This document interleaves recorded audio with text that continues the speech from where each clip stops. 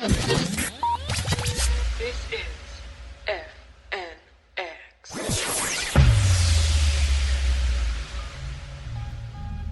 Listen to Shoot the Defence.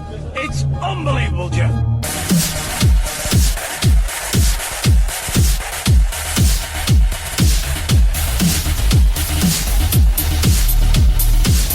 Hello and welcome to Shoot the Defence on FNX, brought to you by Pitch DMM, the app that lets fans rate their own team's performance. I'm your host Stel, and my co-hosts as ever are Yiannakis and Rhodri Giggs. Yan, welcome back, mate. How you doing? Yeah, I'm good, mate. You alright? Yeah, all well and good, my friend. All well and good. Rod? Good. Yeah, I'm good, mate. Good, you? Yeah, good. Have you just been to a chippy? No, Chinese tonight. Nice. We were going to do a poll last week on what you were going to have to eat. We went for fish and chips, but No, I went for pie, mate. you went for pie and chips. Sorry. Yeah. But he's gone Sausage and mash with gravy it was. Nice. See, Oh, damn. that's proper grub. That is proper grub. Proper stodge. There you go. Right, joining us tonight is a returning guest, someone who was a regular on the show before we went PG, but since we've dropped the whole family-friendly format, I decided to bring him back. It's Little A, otherwise known as Andy. Welcome back, Geez. How you doing? How you doing, Stel? You okay? Yeah, all well and good, mate. Great to have you back on. How's things? Great. Yeah, all good, mate. All good. Nice to be back on. Yeah, because the last time you came on, I believe Liverpool had just appointed Jurgen Klopp. You were buzzing at the time. I know it's been a couple of years, but are you still excited about Jurgen the German being there? Of course. Why wouldn't you? Why wouldn't you be excited? I don't know. Better than Roy Hodgson, isn't it? Well, no, you ain't got Brendan there. You ain't got David Moyes. You haven't got Van Gaal. But yeah, no, Yeah, no, it's good to be back. It's good to be back, lads. Talk a bit of footy. That's what it's all about, isn't it? there you go. And I think this is the first show in a long time that Liverpool haven't won. So this will be quite an interesting one. But let's begin with the game that has no name, or the quiz that has no name. And Jan has actually done his homework this week. So, Monsieur, I'll let you take the floor.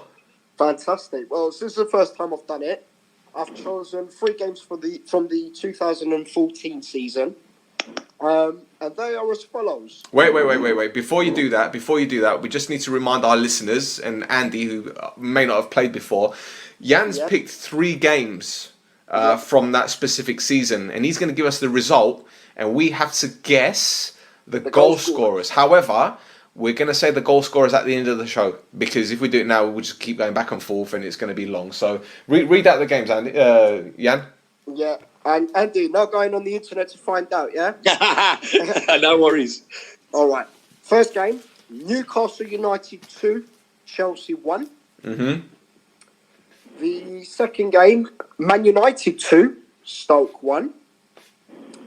And the third game, Sunderland 1, Manchester City 4.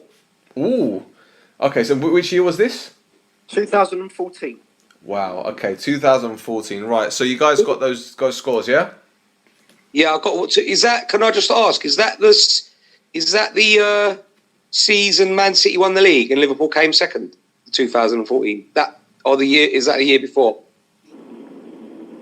Are we allowed to give clues now? Well, just say whether it's 14-15 or 13-14. Yeah, that's what I mean. Was it 13-14 or 14-15? 14-15. 14-15. All right. Okay. Okay, fantastic. All right, great stuff. All right, well, let's begin our show. We'll begin at the Cardiff City Stadium, where Leicester City came away with the points in their first match since the death of their owner in a helicopter crash last Saturday. Demarai Gray bagged the winner in a very emotionally charged encounter. Now, Jan, Claude Puel said prior to kickoff that the result was not important, which I agree with. But when you take things into perspective, obviously that's a very important. Now, that being said, given football is more business and entertainment, surely the phrase "the show must go on" applies here. I am pleased both sides played for a win.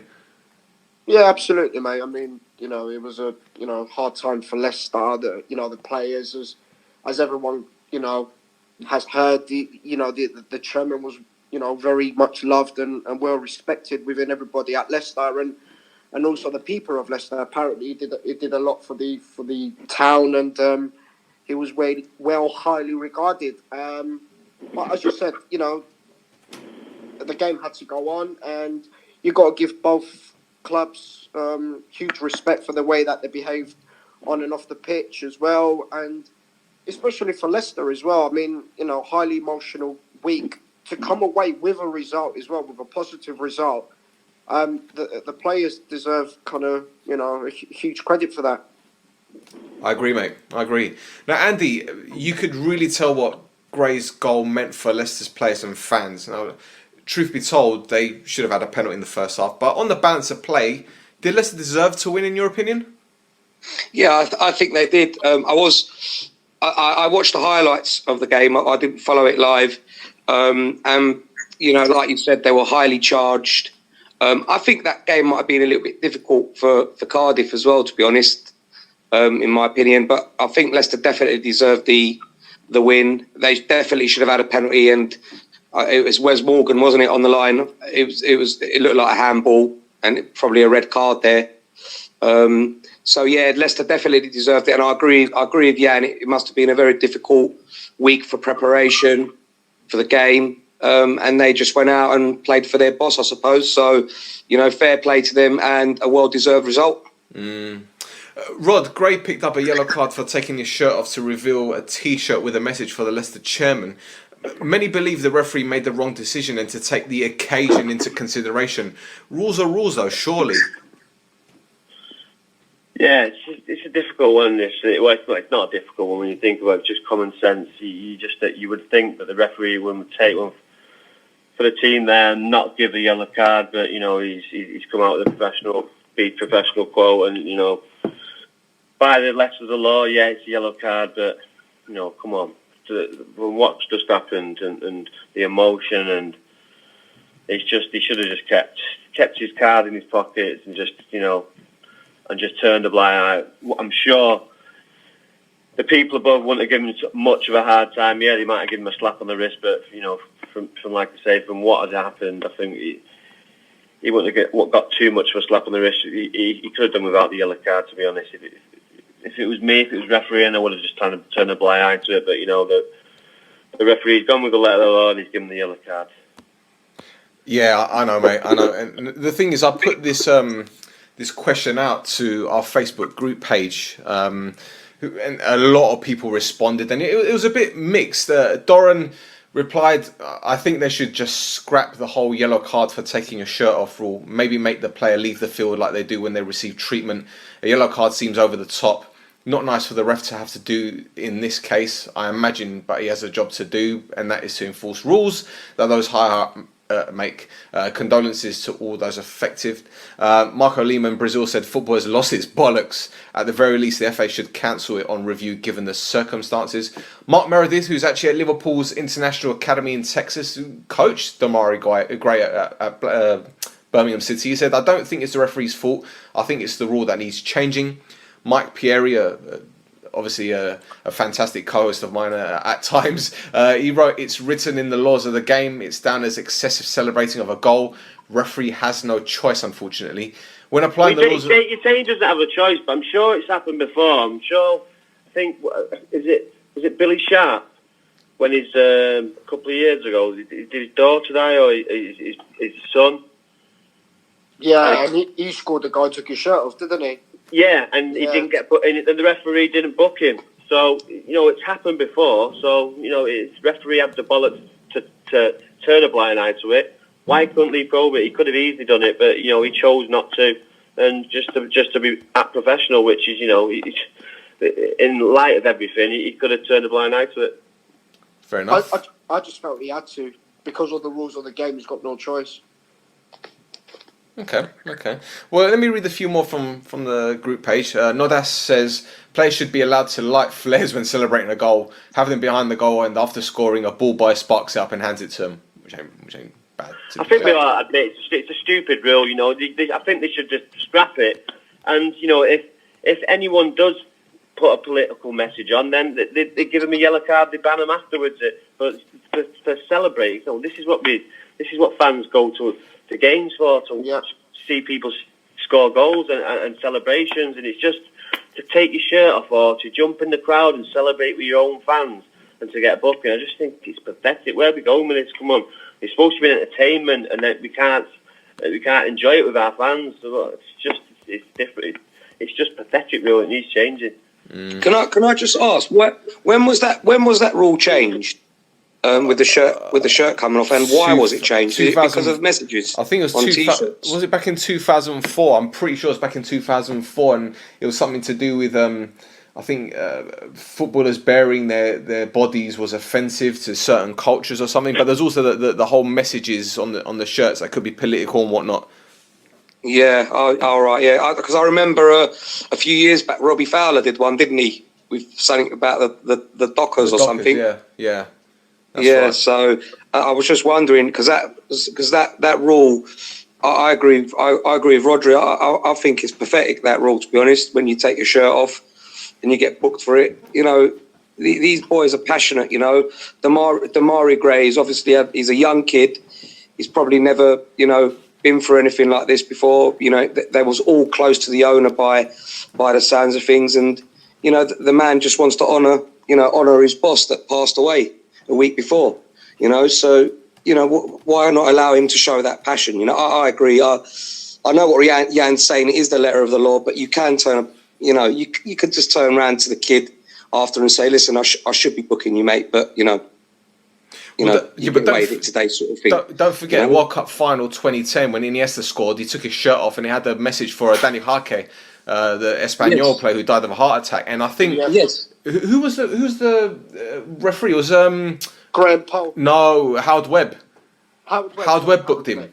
Yeah. So like Saturday against Bournemouth, Marcus Rashford's going for a torrid time. He comes on, he scores the goal in the 93rd minute. He goes and jumps in and celebrates with fans, and he gets the yellow card. Yeah, I agree. You got to allow these guys to show passion. Yeah. Well, Troy Townsend, good friend of the show, he made a very, very good point. He said it's bloody ridiculous. As he took his shirt off, you saw the rest face say, damn, I've got to book him now. Letter of the law, but it only applies when they want it to. Now, Dan DeLuca from Silver Sports News says, bottom line here, ref has no confidence in the FA and they won't punish him for giving a yellow. No faith in the leaders of the game will show common sense. What riles me more though is on the same day the guy was booked for celebrating, Marko Arnautovic, he was allowed to celebrate a goal by changing his moving direction and screaming in the opposing defender's face. Yeah, he's done it twice. He's done it twice, yeah? Yeah, he did it to Johnny Evans for Austria against Northern Ireland. Okay, fair enough. He done it to Mark Hughes as well, didn't he? Yeah. Well, Mark Hughes deserved it, probably. Harry from Sofa Sports News says, I had a rant when Cavani was booked after the Chapecoense thing. Nobody would complain if the referee turned a blind eye. However, I think Puer's comments were fair. He said, we continued as professionals, and so the ref has to as well. Connor Dunford from Playmaker says, awkward one, isn't it?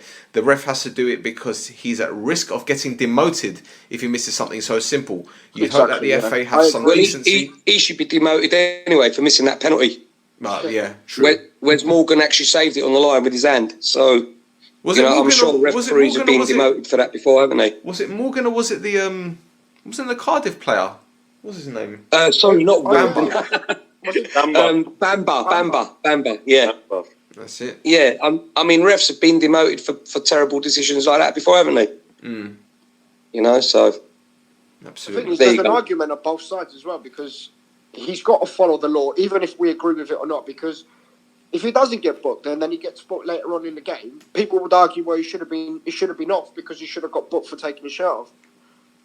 But if he doesn't book him, I don't think people talk about it as much as they talk about it as if he did book him. Do you understand what I mean? Yes, he'll get a slap in the wrist, but but for what's happened, why don't you take that? Say, you know what, I'm going to take a slap in the wrist, even if I get demoted. From what's happened, I'm not booking this kid because what has happened, the emotion and stuff. Oh, right, I agree. I think it's a stupid rule anyway. He shouldn't have got booked, but I guess because of the rules, he had to. He had no choice. Is it as stupid as sticking earbuds on your face? Actually, no, because he done me with the world of good. But okay. If you want to see that image, you can follow Jan on Facebook. He's somewhere there. He's got some. Yeah. Anyway, or you can put it on Twitter. Yeah. Right, Man City thrashed Southampton 6-1 to go 2 points clear at the top, while Chelsea overcame a stubborn Crystal Palace to win 3-1 with Alvaro Morata grabbing a brace. Another big money summer 2017 signing Alexander Lacazette got on the score sheet again with Arsenal's equaliser against Liverpool. Let's talk about that game, Andy, because I know you're a Liverpool fan and your club were in fine form going into the Saturday evening game, but Arsenal are on an unbeaten streak of their own. Are you pleased with the point, or do you feel a little disappointed your team couldn't hold on? I don't seem to remember Arsenal having many clear-cut chances after Liverpool went ahead. Yeah, do you know what? It's a funny one still, because I did say before the game that, everyone keeps going on about it was a test for Arsenal, but it was a test for us as well, because they've been smashing in the goals as well, haven't they? So I probably would have taken a point before the game. Yeah, slightly disappointed that we let it slip so late, because we've actually been good at defending leads this season. So in the end, it was a well worth point for Arsenal. I think they definitely deserved to get something out of the game. So yeah, that's my opinion on that, mate. Okay, fair enough. Jan, you're not a VAR fan, but surely when you see incidents like Mane's disallowed goal, it's another perfect example why we need it in the Premier League. Well, it's coming next year anyway, so all you VAR fans have got your wish, haven't you? Yes. So I think I've got nothing more to comment. Yeah, I mean, I guess if VAR was there, you'll get the right decision. But I'm going back again with VAR. You're going to have games finishing in the 107th minute of every game, because it's going to get reviewed for 4, 5, 6 minutes every time, and it's going to be a farce, even if they get decisions right or not. When did you last see a Serie A game finish at 106 minutes? Mate, I see it all the time. All the time? Give me one example. Mate, I saw a MLS game. No. I'm talking Serie A. I'm not talking about MLS. Serie A? Yeah. Yeah, they finish in the 96th, 97th minute. Yeah, but didn't Man United finish in the 96th minute at the weekend? Yeah, that's because we scored a late goal and we went over to our fans to celebrate. What about Man United Chelsea at Stamford Bridge?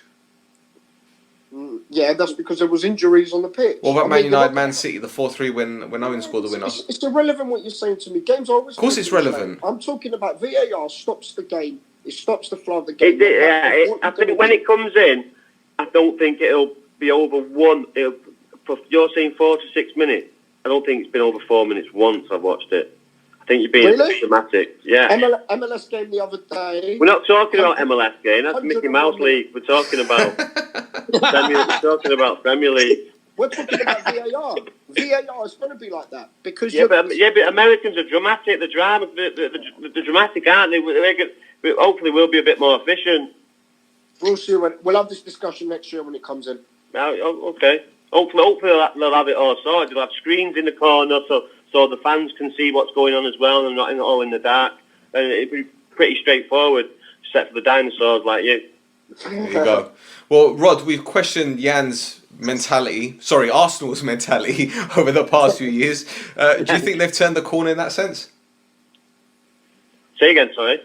Do you think Arsenal have turned the corner when it comes to their mentality? Oh yeah, most definitely. Well, you could see that on Saturday. If that was a couple of years ago, I'm sure Liverpool would have turned them over, but they look a bit steelier.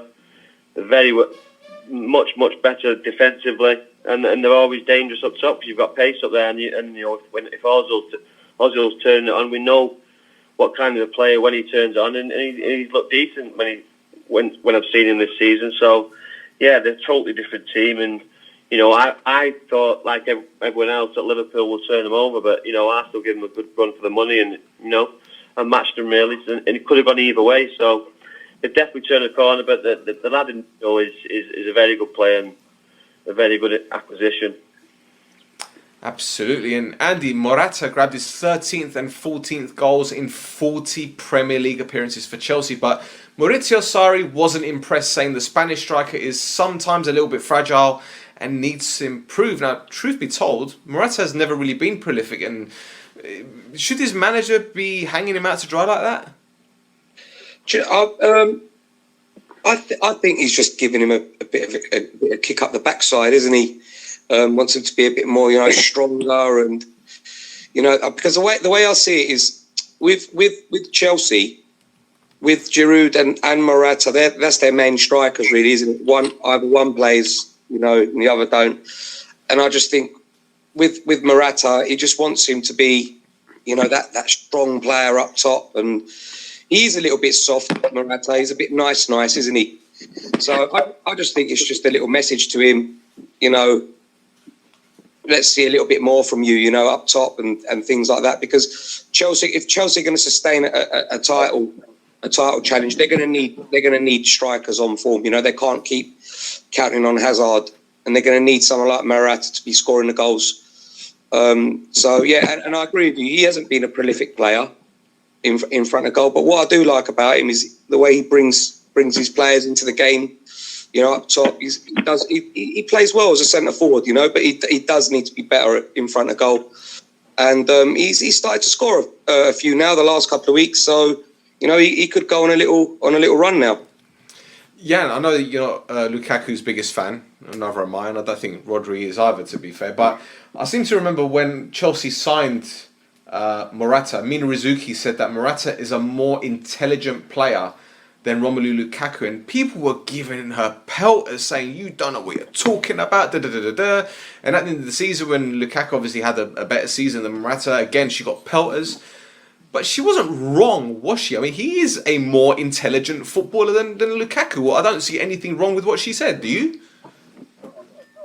Oh, steady, mate. What can I do? Yeah? Yeah, sorry, mate. No, she's not wrong. I mean, I think Lukaku as a footballer is he's a dud for me. I think he's absolute rubbish. I mean, I know he plays for United and stuff, but his overall game for me is terrible. Morata, he's clumsy. He's not the greatest of football. He's not the elegance of footballers as well. I mean, sometimes his first touch is just as bad as well. But he has got a lot more vision and he can pick a pass as well. So, overall Morata is a better footballer than Lukaku. He's a better finisher than Lukaku as well. Well, it's funny because Ruud Gullit said that Chelsea aren't playing to Morata's strengths. Now, I don't know how you can play to Hazard's strengths and Morata's strengths at the same time. You surely got to be one or the other, no? Well, they play different positions, don't they? I mean, Hazard would drop deep and get the ball and maybe kind of feed the striker. Morata's strength, he's going in behind. He's not somebody that's going to hold the ball up. His hold-up play is actually really poor for a centre-forward. But he's somebody that stretches defences. And when he does go over the top, that's where Morata's strength is. And, the lad is a decent finisher. He's just gone through a bit of a torrid time. But, he does know where the back of the net is. Well, he's got as many league goals as Lacazette, I think. So, Well, not doing there too you badly. go. Not doing too badly, the lad. So, yeah, let's see. Right, City have scored 5 or more goals in a single Premier League game 12 times under Guardiola. Not missing De Bruyne at all, are they? Well, they're not, but it shows when you spend 700 million over your reign, you can win players. I can't hear you. Can you hear me? Go on. Yeah, I'm just saying, when you've got a squad of, that you've just inherited of 500 million, whatever you've spent, you've got players on the bench to come in and take his space, to be honest. I mean, Bernardo Silva's been playing in midfield and he's a quality player, and they can bring Mahrez to play left side or Sane. I mean, they've got loads of options and loads of quality as well. And, for me, they're still the team to beat in England. I certainly think they can win the Champions League this year as well. I mean, I hate to admit this being a United fan, but that's how good they are, to be honest. And again, like I was saying, it shows that when you got someone of De Bruyne's quality, that's not in the that's not been in the team for 2-3 months, and you're still scoring sixes, you're still unbeaten, you're still top of the league. It says all about what kind of a squad Manchester City have. True, very true. Andy. Get my names mixed up here. Andy, has Sterling become the player you thought he'd be, or is there parts to his game that still need improving?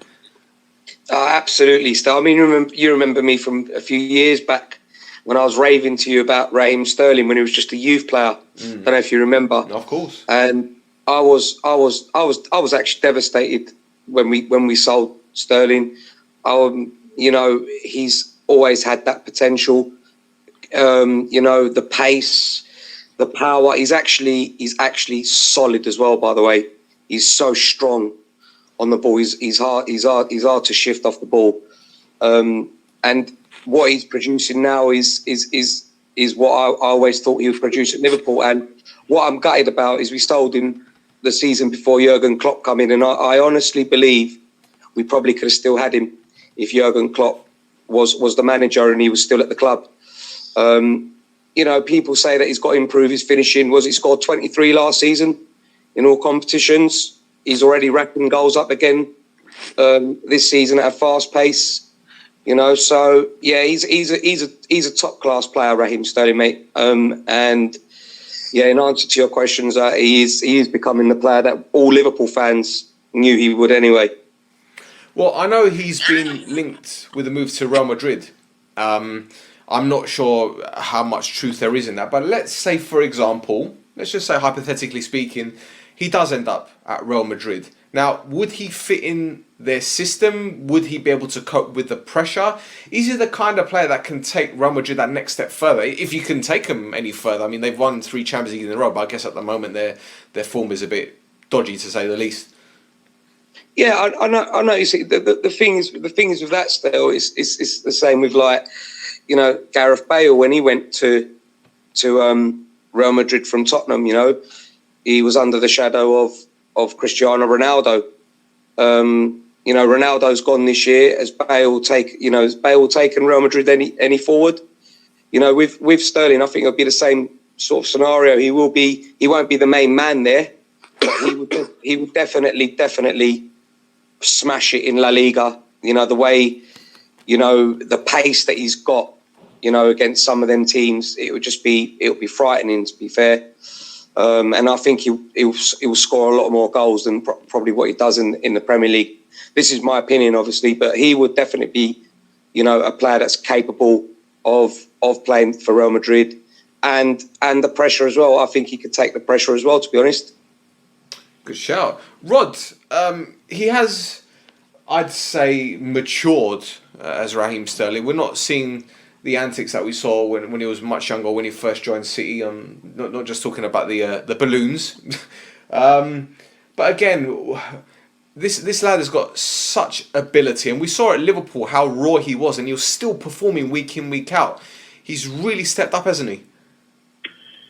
Yeah, I think at Liverpool, when he come on the scene, he was quick. He was, like you say, he was raw. But for me, I think Brendan Rodgers played him too much as a young lad and ruined him a little bit.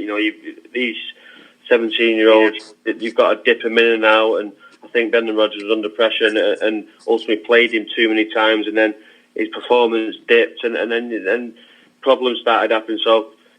But now, he's with the right person, with Pep Guardiola, and you can see that the coaching, the man management and the coaching that he's done with him, and his finishing is lethal, and his assist play, he's just a nightmare for defenders. If you were a defender, you'd hate to play against Raheem Sterling. Fair point. So, again, hypothetically speaking, if Raheem Sterling was to leave Man City, can the likes of Mahrez or even Sané be his natural replacement? Yeah, I think they could. They've got the talent. I think they've got the pace, and Sané definitely could, because he's still young. Mahrez is the real deal. We've seen that over Leicester. He's won a championship, and he scored some good goals and contributed this season already. So he's a top player too. But I just don't think they're in that class of Raheem Sterling. Sané could possibly get to there because he's still young, but still, at the minute, in the next 2 or 3 years, if he continues to grow and continues to learn and continues to get better and taking the information and the right things and eat the right things and live the right lifestyle, he could be a top player. Well, apparently he's verbally agreed a new 5-year contract extension, should I say. He's got 18 months left. If that is true, he should be one of the highest earners, surely. Andy, what do you reckon? Yeah, the rumours are 300 grand a week, isn't it? Yeah, highest paid British player in the Premier League. Still, that's crazy money anyway, But in football these days, that's probably about the going rate for somewhere like City. And you're right. For me, he is one of the top performers in that team. You know, so I'm a little bit with Raheem Sterling. You know, the way he was with Liverpool when his contract.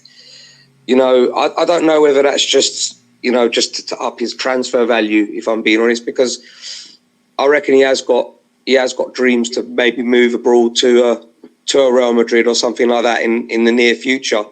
So I think a lot of that is to up his transfer value. We scored 18 league goals last season. I think only Aguero got more goals than him in the Premier League. And I think if when you talk about the add-ons and all that kind of stuff, the fee that Man City will eventually pay Liverpool is close to £50 million. I mean, that's looking like a bargain when you look at the amount of money that's been spent on other players. I'm not going to mention any names here, but Jan, it's an incredible fee for a player that is only 23 years old, really. Yeah, I mean, you got to give the lad credit as well. You know, from moving from Liverpool to Man City as well. It didn't start off well with him, but since Guardiola's come in, whatever Guardiola's done to him, I mean, listen, when you've got your manager's faith, you're always going to perform better because you know that your manager's got the backing, and you can tell that Guardiola's come in and he's pulled Raheem to one side and was like, listen, you're going to start for me, you're going to play, you're going to improve, you're going to get better. All I need you to do is listen to me and you'll reach them levels. And fair play to him, for a kid of, like you said, 22, 23 years old. Look at the improvements that he's made. I wasn't Raheem's biggest fan, to be honest. But that opinion has changed now because, he's making goals, he's scoring goals. He starts for Man City every week. And again, going back to what I said, with the amount of talent that they have, for someone like him to keep his place every week shows that he must be doing something right. So, 250,000, like Andy said, or 300 grand, it is the going rate these days. So, you can arguably say that because of his recent performances over the last couple of years, he deserves it. Absolutely. I wasn't planning on talking about United's win against Bournemouth, but there's one thing that stood out after the game, and it wasn't the result, it wasn't the performance. It was Nemanja Matic who didn't wear a poppy. Now, I don't like going into politics because it isn't something that interests me too much, to be fair, but he chose not to wear it because apparently it reminded him of when his village was bombed when he was 12. Now, can you guys understand why footballers choose not to do it? And without going all Brexit on everyone, I know a lot of people say, well, if you don't like it, then don't play in the Premier League and whatever. It's personal choice, is it not? Or should he have worn it? Does anyone have any opinions on that? It's a personal choice still. If he decides, for whatever reason, that he doesn't want to wear it, then it's down to him, isn't it? I mean, look at Shaqiri tomorrow. You want to talk about politics and football, but he's not travelling to Belgrade tomorrow because of fear that he might get killed, let alone beaten up. So, Matic is not English. He comes from Serbia. If there's a connection that he feels doesn't inherit where he comes from or whatever else, then he's entitled to stand by his beliefs. It's bizarre because he even put an Instagram post and he said, while I've done so previously, on reflection, I now don't feel it's right for me to wear the poppy on my shirt. So, I don't know. I think it's down to McLean. I think McLean, because he started it, now everybody else is following it. Well, possibly, but it's interesting the comments that he made because he hasn't, he said, I don't want to undermine the poppy as it's a symbol of pride within Britain. So he's obviously recognised the importance of it, but he says we're a product of our own upbringing and this is a personal choice for the reasons outlined. He got a lot of stick, as I said, and I think stuff like that, politics and football, it just doesn't mix, does it? Rod, it's a bit of a funny one, isn't it? Because Jan mentioned McLean, and McLean's got into trouble over some comments made about Championship fans. He called them uneducated cavemen. It's a bit of a sore point for many people, isn't it? Yeah, it's something that goes very, very deep, and it's just best left out of football. To be honest, I echo what Jan said. Really, it's a personal choice. You don't, even if you don't have to agree, you just respect it and you just move on. Because, like you say, if you get deep into it, it can turn nasty. So, it's best left to politicians and not to people in sport. Fair enough. Right. Can I just add something on that? You know, like obviously Matic chose not to wear it for whatever reason. Shouldn't the club sort of, turn around and say, well, these are going on our shirts and this is what you're wearing today, lads. Whether you choose to respect it or not, it's on the club shirt. So shouldn't you have worn it? I think by the looks of it, they've had that conversation, and he's obviously expressed about a bombing or something that happened when he was a kid. So they've obviously. But it's part of this country, though, isn't it, Rod? No, I understand that. It's part of the tradition of this country, and sometimes you've got to respect that, and like you said, just if it's part of your the tradition of the clubs and that everyone has to wear poppies on their shirt, then. For me, in this country, I think he needs to respect that. Yeah, I understand that. If I was his team, I wouldn't like it, and because if it weren't for these people, we won't be here. So, yeah, it's a difficult one. But yeah, like I say, if it's a personal choice to him, do the club want to force one of their players to wear? Yeah, I don't know. Fair enough. Yeah, fair enough. Yeah. Yeah, but what's surprising about this? He's wore it in previous years. So why has he chosen this year not to do it? His morals. Strange. Yeah, that's another thing. When he played for Chelsea, he did wear it. So yeah, God knows. Maybe after it, someone's relayed him the story and they've gone from there. And I don't know. Or unless his previous club didn't back him not wearing it, and United have said, "Listen, if you don't want to wear it, it's entirely up to you." Well, it's bizarre because it's bizarre because the poppy is like a unifying symbol of remembrance. So it's about the soldiers who gave up their lives in Northern Europe between 1914 and 1918. So this is something that happened almost 100 years ago. So I don't understand, I don't get why it shouldn't be worn. I understand why McLean wears it because he's from the Republic of Ireland and the whole bloody Sunday thing, which okay, fine, that's his reason. But Matic being someone who all of a sudden has decided not to wear it, what reason? I don't understand.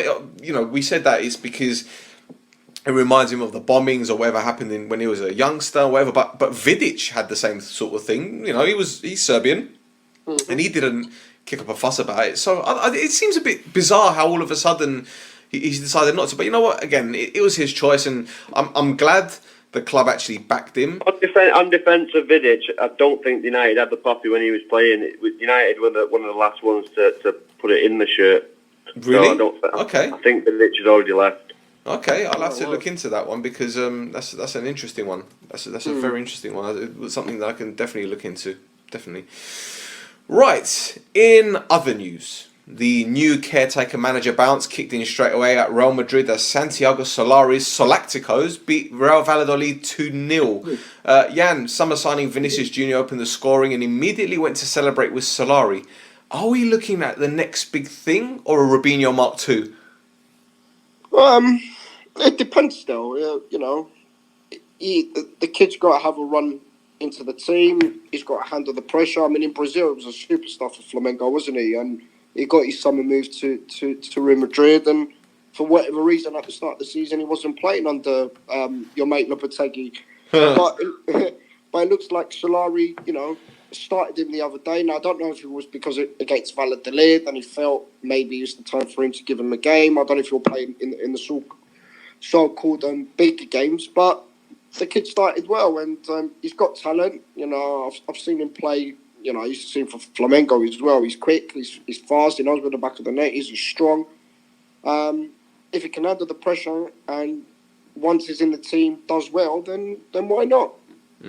Absolutely. Lila, what do you know about this kid anyway? Because I know you're into your Brazilian football, your South American football. Do you know much about him? Yeah, he's going to be. I think he's going to be a phenomenal player, to be honest. He's one. Like these, they just come unknown players from Brazil, and then all of a sudden, bang, they're on the European scene, and they just kick off. And I think he's going to be that sort of player. Very, very flamboyant. and I think he's gonna turn a lot of heads over in Spain. So yeah, I think people need to watch out for him. Fair enough. Rod, Gareth Bale was actually booed by Real Madrid fans at the weekend. I don't see why. This guy scored goals in Champions League finals. He puts in a shift. What do they expect from Gareth Bale? Is it because that Ronaldo's gone and they want him to be the next guy and he isn't doing enough in their eyes? I don't get it. Yeah, they're a strange bunch. Them, I've seen them get the white flags out for Ronaldo as well. So Yeah. they're a strange bunch. They've got a tradition there. And if they don't win, they go for the big guys who are not performing. And obviously Gareth Bale is the big guy out there at the minute, and they're booing him. He's the target at the minute. But they've done it before. I've seen them do it to Ronaldo a couple of times, and to other big players. So that's something they do. It's something I don't get.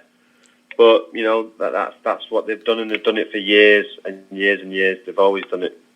Well, the thing is, they did it with Ronaldo, and I'm sitting there thinking, well, what more did the guy have to do? He was the record goal scorer, won Champions League, 3 Champions Leagues. He did everything he could possibly. 4 Champions Leagues. Sorry, 4 Champions Leagues. What more did the guy have to do? And okay, I know that he took the famous number 7 shot off Raul, and let's be honest, Ronaldo was a far better player for Real Madrid than Raul was. There, I said it. But it's bizarre how they can just turn on players. Okay, they stuck up for Casillas, they've stuck up for Ramos. I don't know whether it's because it's a Madrid thing. I can't even say that Bale is like a British thing because McManaman went out there, Beckham went out there. And just under 6 months ago, he scored an unbelievable overhead kick to win in the Champions League, and then they've got the white hankies out and the white. All right, Rod. You don't have to bring that up, mate. He's sticking up for his countrymen. I'm with Roger on this. They're weird. They're weird. Them fans over there still. Honestly, mate. They're strange fans, mate. Like you said. I mean, the guy in the Champions League final. I went to Anfield to watch the final because I couldn't get a ticket to go. And when someone does that and stuns a crowd, and that's exactly what he did when he scored that goal. He stunned us all, into silence. Imagine someone done that for Man United and Liverpool and winning the Champions League. We'll have statues for them in a few years' time. Do you know what I mean? And he's getting booed. It's crazy, man. Honestly, they're mental fans out there, mate. They're mental fans. Yeah, I think, as you said, they are a strange bunch. I'm interested to know, going off a little bit of subject here, but I'm interested to know how they feel about Emirates sponsoring the revamped stadium, the Bernabeu, when they redo it, because I think they've got the naming rights to it. And you know how they feel about people from the Middle East. It'd be interesting to see how they take to that.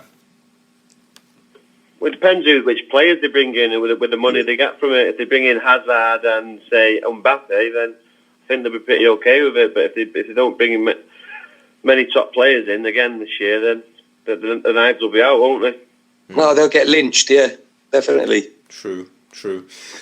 Jan, what do you make of the Spiegel's story about Man City and their FFP breach? I mean, they breached rules in 2014, and the UEFA reached a settlement with Man City, and I think they paid a £49 million fine. I think 32 million of that was suspended, but apparently the settlements were weak, and UEFA weren't entirely aware of the degree to which it had been deceived. So, are we looking at bigger sanctions for Man City this time round? Possibly, but PSG spent how much on Mbappe and Neymar, and what happened to them? Yeah, but they've also been investigated as well. Listen, when you're spending £200 million on a player, and when you're spending £375 million on 2 players, you're breaching FFP there anyway, ain't you? No, I guess so. Well, look, Paris Saint-Germain were actually initially cleared of breaking FFP, but I think UEFA are actually reopening the case. So, mate, when you're spending £400 million on 2 players and nobody can tell me they're not breaching nothing, it's ridiculous. I mean, for me, they should cap a limit on a player, on how much you can buy a player, how much wages they are, then there'll be no, you know, the players wouldn't run to their agents all the time going, oh, he's on 300k, I want 500k. You know, the clubs will know where they stand when it comes to transfers and negotiations. And, you know, we as fans won't have to pay £100 or £70 a ticket because, you know, the clubs need to make the money off us so that they can pay the players. But it seems that every year it just gets worse and worse and worse. And cheating. It's cheating. Yeah, of course it is. And we as the fans always pay for it. For me, Jan, sorry to cut you off, mate. Go on. For me, they deserve a 10-point deduction, right? And stripped off all the stuff they've won since they've been cheating. End of. Yeah, there's a lot. You know what I mean? Yeah, I agree. There's a lot of teams that need investigating. You know, the fan bases they've got. Look at PSG. Look at City. Look at Liverpool. All the money they're spending. Well, that's down to Coutinho, though, wasn't it, Rod? I was just joking. But you know what? It's cheating, isn't it, mate? You know. No, 100%. Yeah, like Jan said, 400 million on 2 players. It's just where you can't justify that. Well, what they're doing, they're actually questioning the sponsorship deal between the Qatar Tourism Authority and Paris Saint-Germain. And the Qatar Tourism Authority are run by the owners of Paris Saint-Germain. So it's a joke, mate. Honestly, it's a circus. Unbelievable. It's a circus. Unbelievable. You know, for me, also as well, I think it'll give us a better chance to win the league if they got a 10-point deduction. Well, they're going to run away, aren't they? Was it PSG? Was it play 12-1-12 in Ligue 1 this season? Yeah. Yeah, that's no surprise when you spend 400 million on 2 players. Well, there you go. Yeah, and I think them two are going to get bored soon. You can't just go. There can't be a challenge from there. Just winning game after game after game, league after league. They must want to go and challenge themselves. Yeah, but whether that's the Premier League or La Liga. Neymar's dream was to go and play Gangop away in Ligue 1, wasn't it? When he was growing up. All right, Robbie Keane. Right. Don't you think they'll both end up at Real Madrid? Neymar, 100%. 100% Neymar. Yeah, but can they afford him? Well, it depends. Is the King of Spain going to put his hand in his pocket again? Well, you know, if you think about it now, how much money do you think they're on at PSG at the moment? Oh, it's innumerable. Yeah, Neymar, I'm going to guess, maybe 300, 400k a week?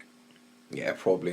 Yeah, probably. Yeah, but they can there's ways round that, mate. Because Neymar's such a big star, they can give him all the copyrights that he gets from his name and stuff.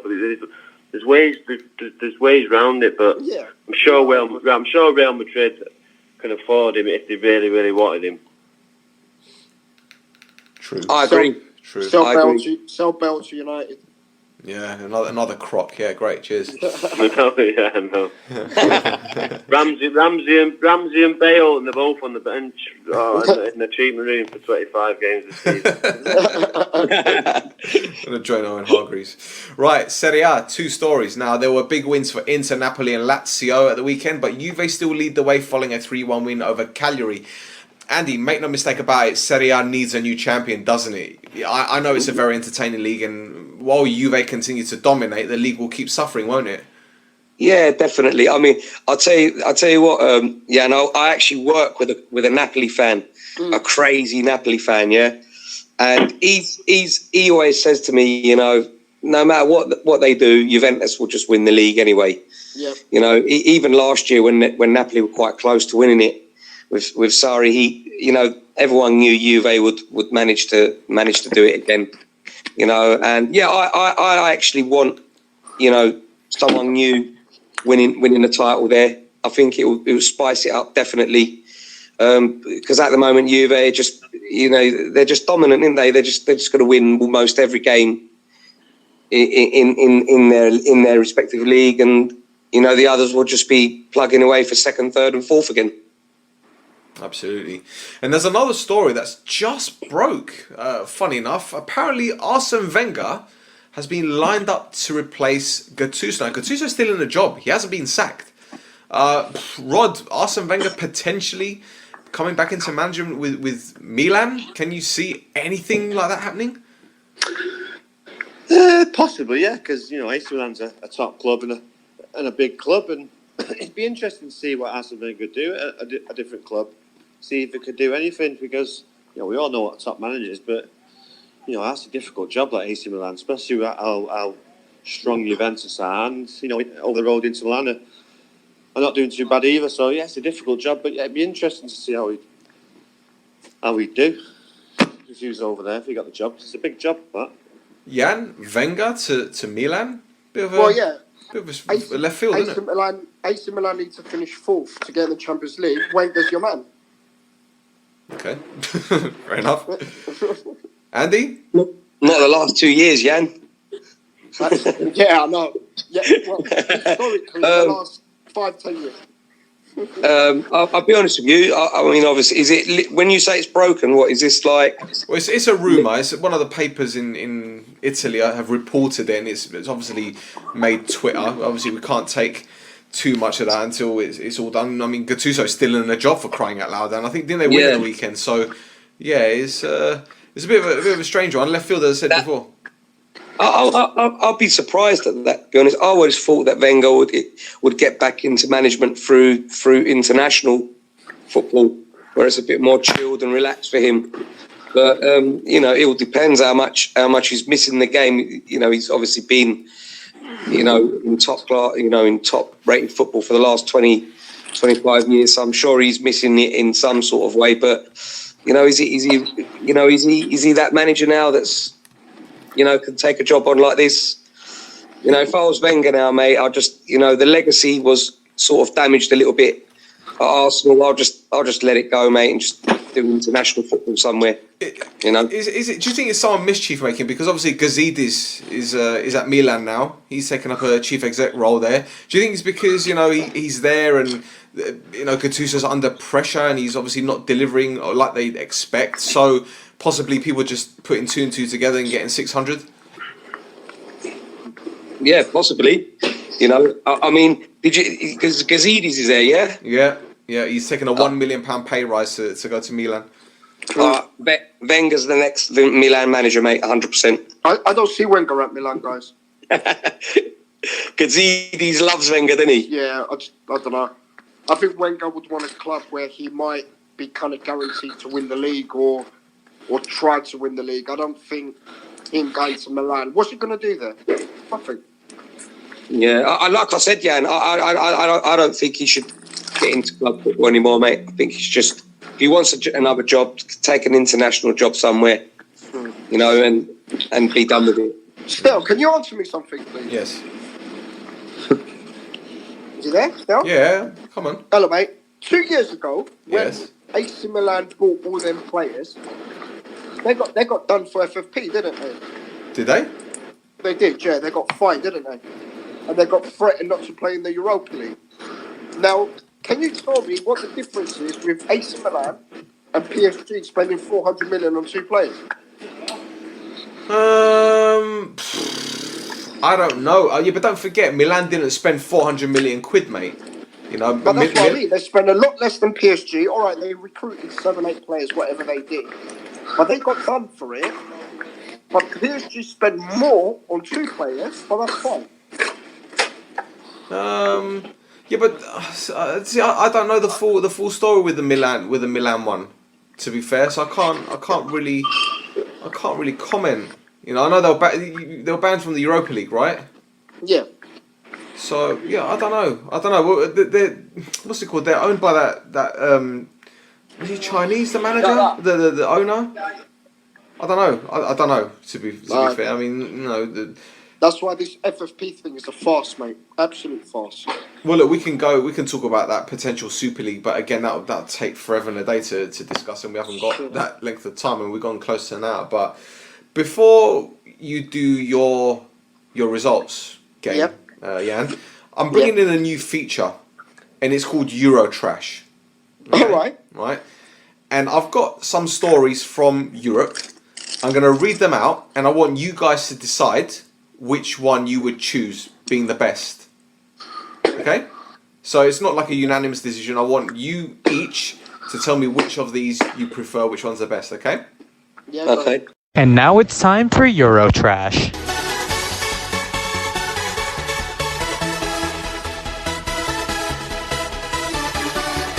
Right, okay, so the first And one, now it's Bayern time Munich for coach Eurotrash. Niko Kovac said he and his team are angry and sad for conceding an 89th minute equaliser against Freiburg at the weekend. Well, to be fair, not as angry as me, given that draw prevented me from owning 80 quid on my accumulator. And now it's That's time the for first story, but Eurotrash. apparently news has broken that Ribéry, Robben, Muller and a few others are ganging up on the manager and want him gone, kind of what they did to Ancelotti. So that's the first story. Now the second story is former Arsenal striker Nicholas Bentner has been sentenced to 50 days in jail for assaulting a taxi driver, not like Dennis Wise. The Danish international admitted hitting the driver, claiming he felt threatened after a bottle or a can was thrown at him and his girlfriend because they left the cab without paying. Clearly it wasn't an Uber driver because you have to pay in advance. Third story. Fenerbahce fought back from 2-0 down to earn a draw against fierce rivals Galatasaray, but their comeback was overshadowed by a mass brawl that ensued at the final whistle, which is what you'd expect to see somewhere on a Friday night. 3 players were sent off, 1 for Gala and 2 for Fener. 1 for Fener offenders, Jailson, ended up legging it off the pitch after being chased by most of Galatasaray's team. So those are a few stories. I've got a couple more. I'm going to go from extreme violence to extreme stupidity. Someone at Feyenoord obviously didn't pay the Lecky bill, so the stadium's energy supply decided to pull the plug 35 seconds into the game against VVV Venlo. And the final story, in fact, no, this is my final story, yeah. Wayne Rooney is coming out of retirement for a, get this, retirement match against the United States on the 15th of November, earning him his 120th and hopefully final cap. The match will be billed as the Wayne Rooney Foundation International, and apparently Wembley's arches are going to be gold to match the colours of this charity. So if ever you needed an example of braggadocious, it's this. I mean, why does it have to be an international friendly? I mean, isn't that what charity matches like Soccer at Aid are for? I mean, what next? Robbie Williams to wear the number 10 shirt and sing Angels at half time? I think it's just more ass kissing from the FA and another PR exercise from Camp Rooney. So, gentlemen, which of those stories do you feel are the trashiest of Eurotrash? I'd go for the Bayern Munich one, because if it's true that the players are doing that to get the manager out, then that's got to be the worst one. Rod is at a self-service machine at the moment, so Andy?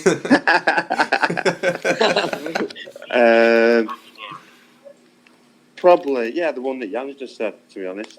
Hey, Rod, you're agreeing a lot with me tonight. You're right, mate. Yeah, no, yeah, what's going on? Jeez, blame it. Surprised. Rod, you at a Tesco Express? Yeah. I can tell by the beat. Hey, don't forget to put your card. How did you guess that?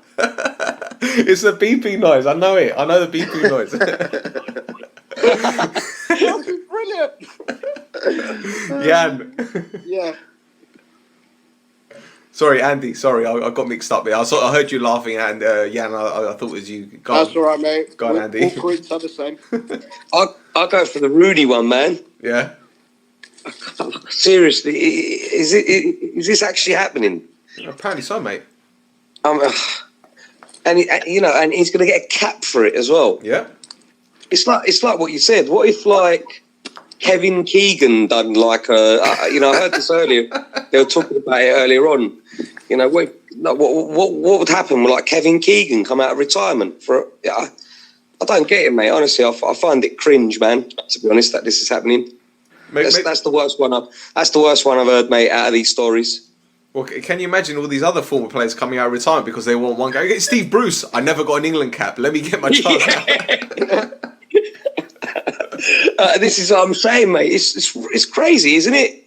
You know, surely, like you said, they can organise a charity match like they do with Soccer Aid and stuff like that. You know, it happens, all the time. But to play an England game, and are we talking about the proper England team now? Yeah. Yeah. So they're because you were saying. Yeah, Sterling, Harry Kane, all of those lot. That's actually mental, mate. You know what I mean? Maybe it's a way to give Harry Kane a rest. Yeah, but even still, it just, again, like I said before, it just seems like another PR exercise. It's another way to keep Wayne Rooney relevant. I know he's playing in MLS, and I know it's the United States, so it kind of makes sense. But to bring him out of retirement, I mean, it's completely overshadowing the whole international friendly. And again, it makes a fuss of international friendlies. I mean, we've already spoken at great length about how pointless these games are and this stupid tournament that they've decided to bring in to make it more attractive for fans. I mean, what are people going to start thinking now when you bring Rooney out of it? I mean, this game was just for him, really. That's what it is. Exactly. I mean, I didn't even know it was going to happen until they mentioned Wayne Rooney on retirement. I can't wait to hear Klopp's press conference on this one. Yeah. Oh, well, Listen, get Phil Taylor back on the darts. Well, yeah, you've got 180. Give him another cap as well. I don't know, mate. It's just, I know. Again, with the greatest respect, I know he's got his own charity and whatnot, and I have my own opinions about footballers having charities. We know about the tax dodging element to it, and I'm not suggesting that Wayne Rooney for one moment is dodging taxes by having a charity, but again, if you're going to have a charity game for your foundation, surely you need to have it, as I said before, like a soccer aid or 100%. 100%. It's a farce, mate. It is cringe what's happening here. You know what I mean? And the fact of the matter is, he's going to get a cap for this as well. Yep. I mean, that's a joke. That's crazy, man. That's actually crazy. Didn't this happen with David Beckham? Did David Beckham do something like this? No. Not an official game. No. Not official game, no. No way. If you just, to be honest, you just give a good idea. Why not do a game with all of his, ex-England players that are retired? Bring Scholesy, Gerrard, Lampard, Terry. Do a game like that sort of thing. But not to play. In the England team, Gareth Southgate's England team. Where his philosophy at the moment is to be putting in young players, and then you're bussing Wayne Rooney in the match. You know what I mean? It's ridiculous, man. Honestly, it's ridiculous. Well, the thing is, he's going to earn his 120th, right? Peter Shilton has the most at 125. So what are they going to do? Are they going to say, okay, Wayne, well, we'll give you another 6 caps after this game because so you can beat the record? I mean, he's already the leading goal scorer. So what are they going to do? Oh, well, sorry, Wayne, you're having a fantastic MLS season with DC United, so we'll give you another 6 caps. I mean, I don't understand. He's retired because he couldn't cut it at international level, and you're giving him a cap in a game that surely you could have given it to Jadon Sancho, you could have given it to Maddison, or given it to a younger player. Phil Foden, for crying out loud. He doesn't even play, Exactly, mate. Exactly. And this is what I'm saying. It goes everything against, Gareth Southgate's doing it in England at the moment, isn't it? With his young players. What if he actually scores like a hat-trick in the match and then, we'll give him another cap, things like that. He done really well for England. We should give him another cap. It's crazy, mate, honestly. I'm really surprised it's been allowed to go ahead. It's shocking because when you look at all the England youngsters, you got Tammy Abraham, you got Phil Foden, Ademola Lookman, Reece Nelson, Dominic Solanke, Calvert-Lewin. And I can go on when it comes to youngsters. Adam Armstrong at Blackburn Rovers, Demarai Gray, who scored at the weekend. Wilson at Bournemouth. Yeah. Patrick definitely. Roberts. Wilson at Bournemouth. That's a perfect example. Yeah. You've got so many youngsters that are knocking on the door. Not just at their first team. I mean, look at Edin Nketiah at Arsenal. Two goals at under 21 at the Toulon tournament. Why isn't he getting a shout? For crying out loud, hey, what about Marcus Rashford? I mean, they say that he doesn't get enough games. Yeah. Mate, Stel, the whole thing is a farce, mate, if I'm being honest. That's why, for me, that's the story that sticks out for me. It's like with the Bayern Munich thing, I agree to an extent, but that happens a lot in football, doesn't it? But this is crazy, mate. What's happening? Oh, it's a farce. And again, we've spoken before about recent call-ups, and the last squad was young, it was vibrant, and you're looking forward to the likes of Joe Gomez, Trent Alexander-Arnold, Axel Tuanzebe, Izzy Brown at Leeds. So many youngsters, Sam Field at West Brom, and you're thinking, are these guys going to get a chance? And then they see England calling up Wayne Rooney again for a game that come on now. I mean, I thought the whole point of international friendlies were to give players the opportunity to, to showcase their talent or get that experience. I mean, it's totally going. Yeah, it's not rocket science, though, is it, Stel? They sold 40,000 tickets. Now Wayne Rooney's playing. I'm sure it'll be sold out. Yeah. Yeah, it is. It is exactly that, Rhodri, isn't it? It's exactly that. It's a no-brainer for them, isn't it? I'm interested to know what Gareth Southgate really feels about this. Because he won't be happy. Huh? He won't be happy. It's not a chance. The FA. It's the FA. There's no way Southgate has agreed to this, to be honest. Well, it's baffling. It's baffling. I mean, okay, let's say they call him up, right? Which is what they're going to do, or they have done, or whatever, right? He has to play, because why call him up without playing him? Oh yeah, definitely. He's going to make an appearance, isn't he? I think it's absolutely shocking. I don't know. And this is damn. Come on, I got you're pretty early in the morning. Fair enough. Well, that is pretty much it, really. Yeah, I've got nothing else to add. Jan, you got anything? I have. Go on. The results. Yes, go on. Oh, here we go. Right. Okay. So go on. Remind us the scorelines again. Newcastle 2, Chelsea 1. Okay. Who's going to guess the goal scorers? I'm going to hazard a guess. Drogba for Chelsea. Who else? I'm going to go Cisse and Demba Ba. Okay. Rod? Chelsea. Ooh. That's a tough one. I'm going to go William. Yep. Costa. And then go John Terry. No, Newcastle 2, Chelsea 1. Oh, Newcastle 2, Chelsea. Oh, right, okay, sorry. Jesus Christ. What is the free one? Was it beers that you just bought at Tesco, mate? Pardon? Yeah, exactly. Yeah. I'll go with John Terry. Mm-hmm. And I'll go with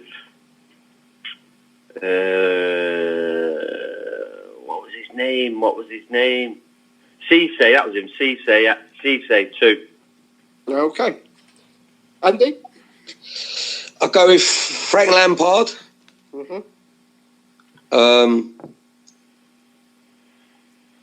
Demba Ba. And oh God.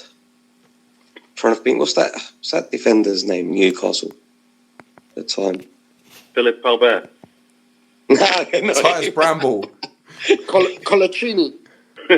Yes, that's it. Colaccini. Is that the one you were looking for? Yeah. Oh, I'm glad I can help. Okay. Second game. Man United 2, Stoke 1. Stel. Oh, blimey. This was David Moyes' season, wasn't it? I remember this game vividly. Trying to remember this game. I remember this one because Fellaini scored first, and then Nzonzi scored, and I think was it Rojo? No, Mata took the free kick, and then Rojo got at the end. Thought he got on the end of it, but he didn't. So I'm going to go Fellaini and Mata and Nzonzi for Stoke. Okay, Andy. Yeah, I'm trying to remember this game. I think I remember this match. I think Stoke went 1 up. with, and it wasn't Nzonzi. It was Fellaini and Rojo, I think. Okay, Rod? No, yeah, it was Fellaini and Mata and Nzonzi. Okay, and the last one. Sunderland 1, Man City 4. Oh, Christ. I'm going to start with Andy. Sunderland 1, Man City 4. Sunderland must have been an own goal from a Man City player. Sunderland. 2014, Sunderland, striker.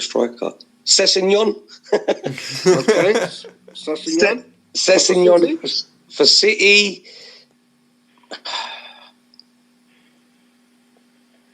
Aguero, 2.